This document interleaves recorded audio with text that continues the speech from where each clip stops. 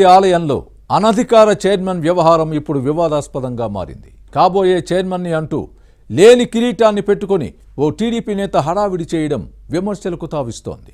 ఆయన తీరుపై కూటమి నుంచే అభ్యంతరం వ్యక్తమవుతోంది. ఇంతకీ శ్రీకాళహస్తి ముక్కంటి ఆలయంలో ఏం జరుగుతోంది? హల్చల్ చేస్తున్న అనధికార చైర్మన్ ఎవరు? Watch this inside story.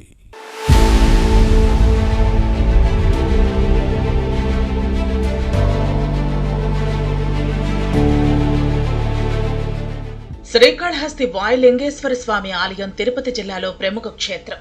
దక్షిణ కాశీగా భాసిల్లుతోంది. తిరుమల తిరుపతి దేవస్థానం తర్వాత ఇది ప్రధాన ఆలయం. అలాంటి ముక్కంటి క్షేత్రంలో టీడీపీ నేత చెంచయ్య నాయుడు అనధికార చైర్మన్ గా పెత్తనం చలాయించడం విమర్శలకు తావిస్తోంది. ఈ ఆలయంలో పనిచేసే ఉన్నతాధికారులకు వీఐపీలతో పరిచయాలు ఏర్పడతాయి. అదే చైర్మన్ పోస్టులో ఉంటే ఇంకా ఎక్కువ ప్రాధాన్యత లభిస్తుంది. దేవుడికి సేవ చేసే భాగ్యం కలిగితే జీవితం ధన్యమైనట్టు భావిస్తారు. దేశ విదేశాల నుంచి స్వామి దర్శనానికి వచ్చే రాజకీయ నేతలు, పారిశ్రామికవేత్తలతో పరిచయాలు పెరుగుతాయి. దీంతో చైర్మన్ పోస్టు కోసం పెద్ద లాబింగ్ జరుగుతుంది. అయితే శ్రీకాళహస్తి ఆలయంలో ఉన్న సంప్రదాయం ప్రకారం టీటీడీ తరహాలో బయటి వారిని చైర్మన్ గా నియమిస్తే నియోజకవర్గ ప్రజలు అంగీకరించరు. స్థానికులకు మాత్రమే అవకాశం ఇవ్వాలని శ్రీకాళహస్తి వాసులు పట్టుపడతారు. అందుకే వైసీపీ ప్రభుత్వం సత్యవేడుకు చెందిన వీరేంద్ర వర్మను చైర్మన్ గా ప్రకటిస్తే స్థానికుల నుంచి తీవ్ర వ్యతిరేకత రావడంతో పాటు అభ్యంతరం వ్యక్తమైంది.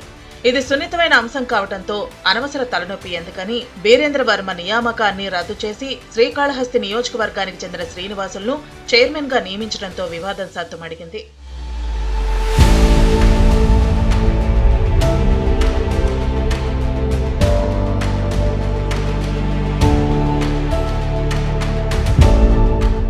కూటమి ప్రభుత్వంలో ఇప్పటి వరకు శ్రీకాళహస్తి ఆలయానికి పాలక మండలిని నియమించలేదు.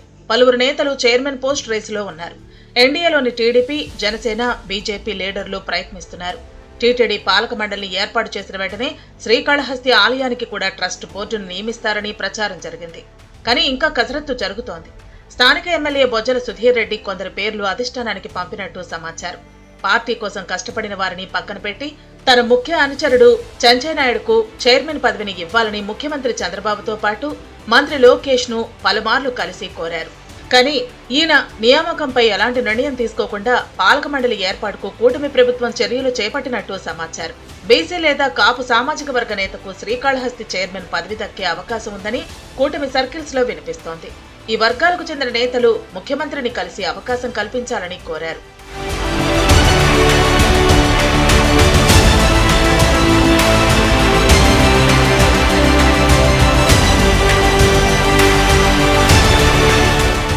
అయితే మహాశివరాత్రి బ్రహ్మోత్సవాలతో పాటు అంతకు ముందు కూడా చెంచయ్య నాయుడు దేవాలయంలో హడావుడి చేశారు. చైర్మన్ లెవెల్లో అధికారులకు ఆదేశాలిచ్చి హంగామా సృష్టించారు. అధికారిక కార్యక్రమాల్లో పాల్గొనటంపై విమర్శలొచ్చాయి. ఇదెంతవరకు సమంజసమని కూటమి నేతలే ప్రశ్నించారు. శ్రీకాళహస్తి ఆలయానికి ఏ వీఐపీ వచ్చిన ప్రోటోకాల్ లేకుండా వారిలో కలిసి ఉంటున్నారట.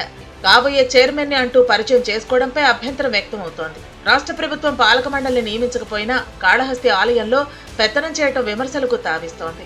త్వరలోనే దేవాదాయ పాలక మండళ్లను నియమిస్తామని ప్రభుత్వం ప్రకటించింది. పార్టీ కోసం పనిచేసిన వారికే ప్రాధాన్యత ఇస్తామని చెప్పింది.